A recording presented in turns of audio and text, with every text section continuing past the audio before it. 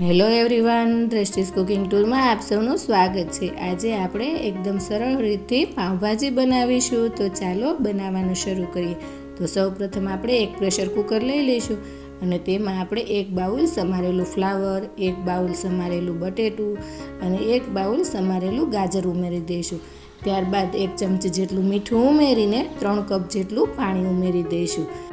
ત્યારબાદ કુકરમાં આપણે 3 સીટી થાય ત્યાં સુધી શાકભાજીને સરસ રીતે બાફી લઈશું। તો અહીં આપણા કુકરને 3 સીટી થઈ ગઈ છે અને આપણું શાક એકદમ સરસ બફાઈ ગયું છે। તો હવે આપણે એક પાઉંભાજી મેશર લઈ લઈશું અને આવી રીતે આપણે તેને સારી રીતે મેશ કરી લઈશું।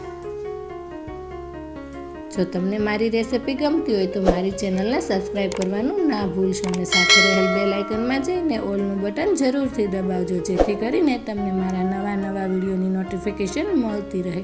તો હવે આપણે પાઉંભાજીનો વઘાર કરી લઈએ। તો એક પેનમાં આપણે 3 મોટી ચમચી જેટલું તેલ ગરમ મૂકીશું અને સાથે આપણે 1 ચમચી જેટલું બટર ઉમેરી દઈશું। હવે આપણું તેલ અને બટર ગરમ થાય એટલે આપણે તેમાં 2 ચમચી લસણની પેસ્ટ ઉમેરી દઈશું અને તેને સારી રીતે સાંતળી લઈશું।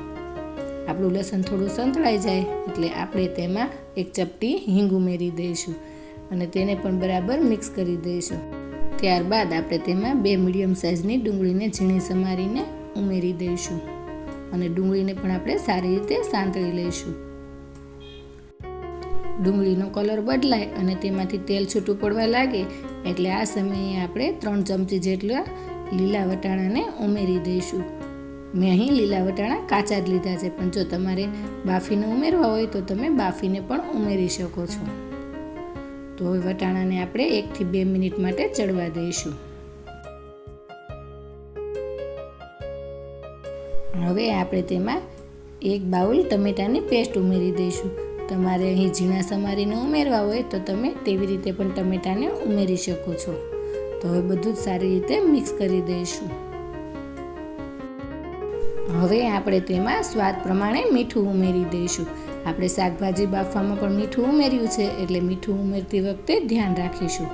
તો હવે તેને સારી રીતે મિક્સ કરી દઈશું અને ત્યારબાદ ઢાંકણ દઈને 2 મિનિટ માટે આપણે ચડવા દઈશું, જેથી આપણા ટમેટા એકદમ સરસ ચડી જાય અને તેનું પાણી બળી જાય અને તેમાંથી તેલ છૂટું પડવા લાગે। તો 2 મિનિટમાં જ આપણા ટમેટા એકદમ સરસ ચડી ગયા છે અને તેમાંથી તેલ પણ છૂટું પડી ગયું છે અને સાથે તેમાં વટાણા પણ એકદમ સરસ ચડી ગયા છે અને તેનો કલર પણ એકદમ સરસ લીલો રહ્યો છે। તો આ સમયે આપણે તેમાં 3 ચમચી જેટલું સમારેલું કેપ્સિકમ ઉમેરી દઈશું અને તેને પણ તેલ સાથે આપણે 1 થી 2 મિનિટ માટે આવી રીતે સાંતળી લઈશું। કેપ્સિકમને ચડતા વાર નથી લાગતી એટલે આપણે તેને છેલ્લે ઉમેરીશું। તો હવે એકદમ સરસ તેલ છૂટું પડવા લાગે ત્યારે આપણે તેમાં મસાલા કરી લઈશું।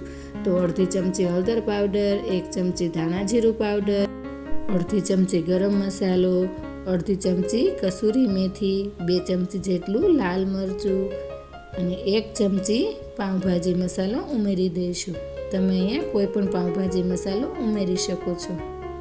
તો હવે બધું જ મસાલાને આપણે સારી રીતે મિક્સ કરી દઈશું।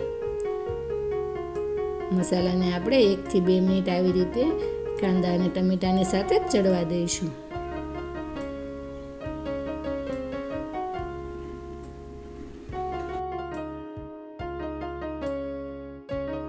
હવે અહીં આપણે બાફેલું શાકભાજી ઉમેરી દઈશું અને તેને સારી રીતે મિક્સ કરી દઈશું। ત્યારબાદ આપણે તેમાં અડધા કપ જેટલું પાણી ઉમેરી દઈશું।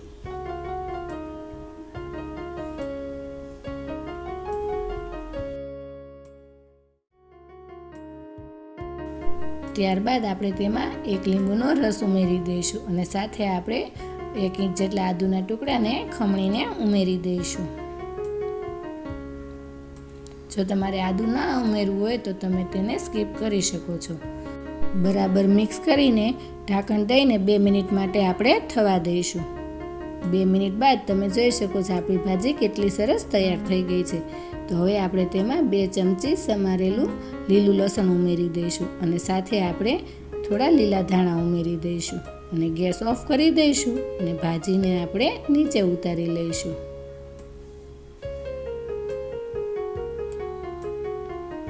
હવે આપણે એક તવો ગરમ મૂકીશું, તેમાં આપણે 1 ચમચી જેટલું બટર ઉમેરી દઈશું બટર થોડું ગરમ થાય એટલે આપણે તેમાં તૈયાર 1 ચમચી ભાજી ઉમેરી દઈશું અને તેમાં પાવને આપણે શેકી લઈશું.